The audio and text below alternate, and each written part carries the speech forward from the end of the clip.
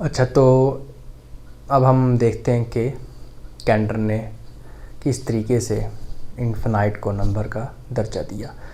तो हमें ये देखना होगा कि नंबर क्या होता है या हम नंबर्स को कैसे डिफ़ाइन कर सकते हैं।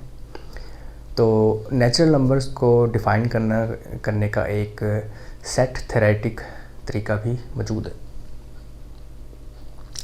जिसमें ज़ीरो को हम एक ऐसे सेट से शो कर सकते हैं जिसके अंदर कोई एलिमेंट मौजूद नहीं है। ठीक है, इसी तरह से आप वन को इस सेट से रिप्रेजेंट कर सकते हैं। इसमें आप देख सकते हैं कि सिंगल एलिमेंट मौजूद है।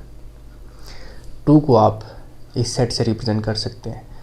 टू के अंदर ये दो एलिमेंट्स मौजूद है, एक ये एलिमेंट है, दूसरा ये वाला एलिमेंट है। ठीक है, इसी तरीके से जो थ्री है हमारे पास, इसको हम इस सेट से रिप्रेजेंट कर सकते हैं और इसी तरह से हम सो ऑन आगे से आगे चलते जाएंगे। यहाँ पे आप नोट करेंगे जो हर एक अगला सेट है वो पिछले जितने भी सेट हैं उनको कंटेन कर रहा है। यानी अगर थ्री है तो थ्री के अंदर ज़ीरो भी मौजूद है, वन भी मौजूद है और टू भी मौजूद है।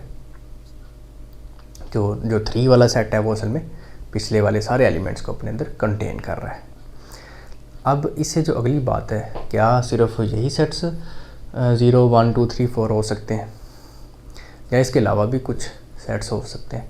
जाहिर है बाकी हम बेशुमार, मिसाल के तौर पे दो लड़कों का सेट, तो ये जो दो लड़के हैं, ठीक है, इसमें जो दो है इसका क्या मतलब है? ये जो दो है ये किसको शो कर रहा है?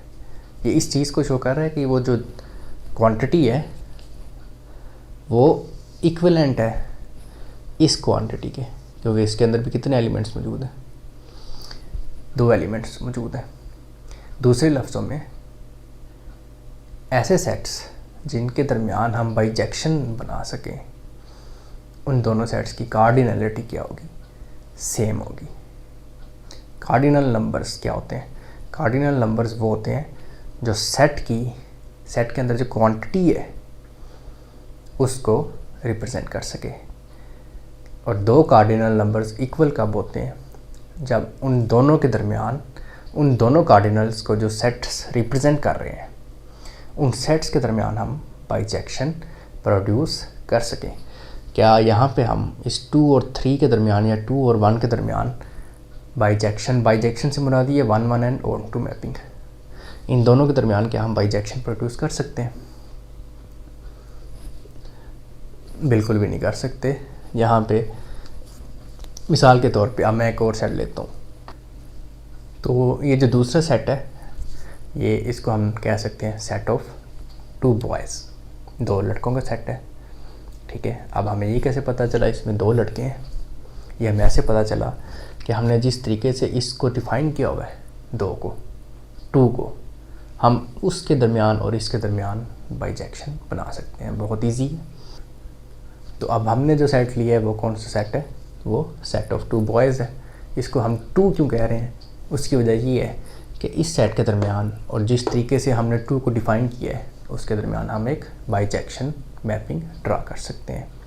ठीक है, तो ये बहुत इजी है। B1 को आप 0 के ऊपर मैप कर दें, B2 को आप 1 के ऊपर मैप कर दें, तो ये देखें इसमें कोई भी एलिमेंट ऐसा नहीं है जो खाली रह गया हो। और दूसरी चीज़, इसका हर एलिमेंट इसके एक एलिमेंट के ऊपर मैप हो रहा है और इसी को तो हम बाइजेक्शन मैपिंग कहते हैं। इसका मतलब ये है कि ये जो सेट है ये सेम क्लास के अंदर जाएगा जिस क्लास में ये वाला सेट पड़ा हुआ है। क्लास से मुराद ऐसा है, यहाँ पे हम क्लास से मुराद ये ले रहे हैं कि एक क्लास जो है वो एक इक्विवेलेंस क्लास है। अगर 2 की क्लास है, अगर हम इस 2 की क्लास बनाएं तो इस 2 की क्लास में वो तमाम सेट्स पड़े होंगे जिनकी कार्डिनलिटी क्या है? 2 है। इसी तरह अगर हम 3 की क्लास बनाते हैं तो 3 की क्लास में वो तमाम सेट्स पड़े होंगे जिनकी कार्डिनलिटी 3 होगी, and up to so on. अब हम इनफिनाइट सेट्स की तरफ आते हैं। ये तो थे फिनाइट सेट्स, बहुत आसान, बहुत सिंपल। तो इनफिनाइट सेट्स के अंदर हमारे पास जो सबसे पहला सेट आता है वो होता है set of all natural numbers. अब set of all natural numbers, इसकी कार्डिनैलिटी क्या होगी, पहली बात।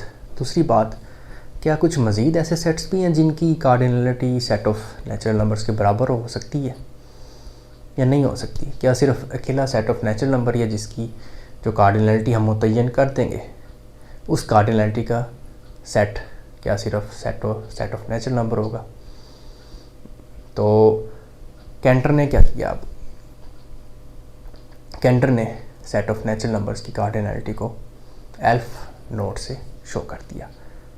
अब अगर हम एल्फ नोड की एक क्लास बनाते हैं तो उस क्लास में कौन से सेट्स होंगे? उस क्लास में वो तमाम सेट्स होंगे जिनकी कार्डिनैलिटी एल्फ नोड है। अब हम ये कंपेयर कैसे करेंगे कि कौन कौन से सेट्स की कार्डिनैलिटी एल्फ नोड है? तो बाय डेफिनेशन वो तमाम सेट्स जिनकी हम नेचुरल नंबर्स के साथ बाइजेक्शन मैपिंग बना सकें, वो तमाम सेट्स की कार्डिनैलिटी भी एल्फ नोड ही होगी। तो बाइजेक्शन एक ऐसा हथियार है, सेट जो एक सेट थ्योरिस्ट होता है, एक जो सेट थ्योरिस्ट होता है उसके पास जो हथियार होता है अटैक करने के लिए या सेट्स को स्टडी करने के लिए, इसकी दुनिया के अंदर तैरने के लिए, इस समंदर के अंदर तैरने के लिए वो जो हथियार होता है वो बाइजेक्शन का हथियार है। तो दोबारा से मैं बता देता हूँ, एल्फ नोड की अगर हम क्लास बनाते हैं तो एल्फ नोड की क्लास में वो तमाम सेट्स होंगे जिनकी कार्डिनैलिटी नेचुरल नंबर की कार्डिनैलिटी के बराबर होगी। और इसको हम चेक कैसे करेंगे? इसको हम चेक ऐसे करेंगे कि उन सेट्स के नेचुरल नंबर के दरमियान और उस सेट्स के दरमियान एक बाइजेक्शन मैपिंग बनाने की कोशिश करेंगे। तो अब देखते हैं कि कौन कौन से सेट्स ऐसे हैं जिनकी कार्डिनैलिटी एल्फ नोड है। तो पहला सेट जिसको हमने कहा है वो नेचुरल नंबर है। इसके अलावा इंटीजर्स, रैशनल नंबर्स और अलजेब्रिक इरैशनल नंबर्स, इनकी कार्डिनैलिटी भी एल्फ नोड के बराबर होती है। और मज़े की बात ये है कि जो अलजेब्रिक रैशनल नंबर्स हैं, अलजेब्रिक इरैशनल नंबर्स हैं, जब कैंटर ने ये दिखाया कि जो अलजेब्रिक इरैशनल नंबर्स हैं उनकी कार्डिनैलिटी भी नेचुरल नंबर्स के बराबर होती है, यानी कि जो स्क्वायर रूट 2 है। तो बहुत सारे मैथमेटिशियंस ने कैंटर की मुखालफत की थी। तो अब हम देखते हैं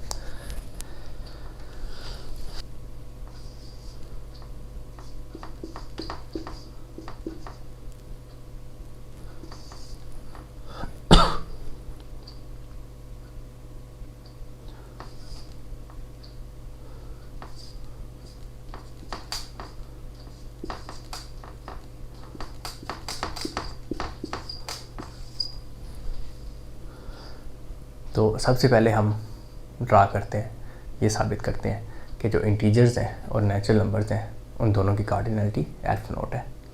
तरीका वही है, इसके और इसके दरमियान हम बाइजेक्शन मैपिंग प्रोड्यूस करेंगे। तो बहुत आसान तरीका है।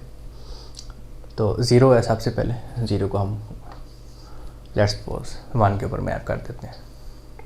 उसके बाद आपके पास जितने नंबर हैं आप देखें वो किस फॉर्म में आ रहे हैं, 1 और -1 की फॉर्म में आ रहे हैं। तो आप 1 को पहले रख लें, -1 को बाद में रख लें। उसके बाद जो 4 होगा, 5 होगा, उसके ऊपर 2 आ जाएगा, फिर -2 आ जाएगा, फिर 3 आ जाएगा, फिर -3 आ जाएगा, फिर 4 आ जाएगा, फिर -4 आ जाएगा। तो आप देख सकते हैं कि हर नेचुरल नंबर के करस्पॉन्ड एक इंटीजर आ रहा है और तमाम इंटीजर्स जो हैं वो कवर हो रहे हैं, यूनिकली कवर हो रहे हैं। ठीक है, कोई भी ऐसा नहीं है कि एक नेचुरल नंबर या 2 नेचुरल नंबर एक इंटीजर के ऊपर मैप हो रहे हो। इट मीन्स इसकी जो कार्डिनैलिटी है, ठीक है, वो भी एफ नोट है और इसकी तो हमने कहा ही एफ नोट। इसके बाद हम चलते हैं रैशनल नंबर्स की तरफ।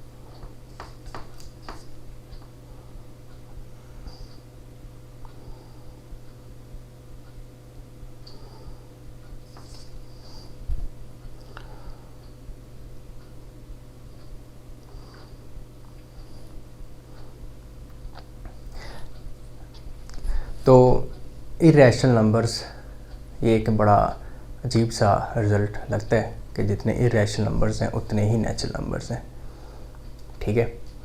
तो लेकिन ये एक हकीकत है, ठीक है। इसको प्रूव करने के लिए एक सिंपल मेथड है जिसे हम डायगोनल मेथड कहते हैं। तो डायगोनल मेथड ये कहता है कि आप इस तरह से इनको अरेंज करें रैशनल नंबर्स को, ठीक है।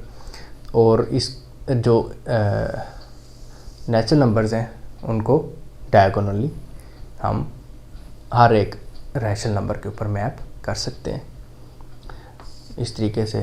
फिर यहाँ से ये आएगा और फिर इस तरह से यहाँ से ये। तो यहाँ पे सबसे पहले आप 1 को यहाँ पे रखते हैं, ठीक है। उसके बाद 2, 3, इसको 4 के ऊपर मैप करें, 5, 6, 7, 8, 9, इस तरह से चलते जाएं। तो ये तमाम रैशनल नंबर्स के ऊपर हर एक यूनिकली हर एक नेचुरल नंबर मैप हो जाएगा। तो इसका मतलब रैशनल नंबर्स और नेचुरल नंबर्स इन दोनों की तादाद भी बराबर है। तो इसके बाद जो अलजबरिक नंबर वाला प्रूफ है वो हम अभी नहीं करते, लेकिन ये चीज़ आपने जहन में रखनी है। अलजबरिक नंबर्स क्या होते हैं? अलजबरिक नंबर्स तमाम स्क्वायर रूट के अंदर जितने इंटीजर्स होते हैं, ठीक है, उनको हम अलजबरिक नंबर कहते हैं। मिसाल के तौर पे स्क्वायर रूट 2, जितने स्क्वायर रूट के अंदर पॉजिटिव इंटीजर्स होते हैं, square root 2, square root 3 up to so on, ठीक है। तो ये जो अलजबरिक नंबर्स हैं, अलजबरिक इरेशनल नंबर्स हैं, ये भी काउंटेबल होते हैं। अब ये काउंटेबलिंग क्या चीज़ है? तो कैंटर जो है वो सेट्स को 2 क्लासेस में डिवाइड करता है, पहली फिनाइट और इनफिनाइट, और फिर इनफिनाइट की 2 टाइप्स बनाता है, पहली काउंटेबली इनफिनाइट और दूसरी अनकाउंटेबली इनफिनाइट। तो काउंटेबली इनफिनाइट में वो सेट्स आते हैं जिनकी कार्डिनलिटी एफ नोट है, यानी नेचुरल नंबर्स के बराबर है।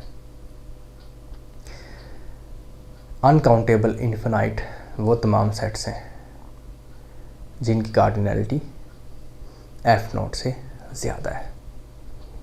और मज़े की बात ये है कि रियल नंबर्स की कार्डिनलिटी नेचुरल नंबर से ज़्यादा होती है।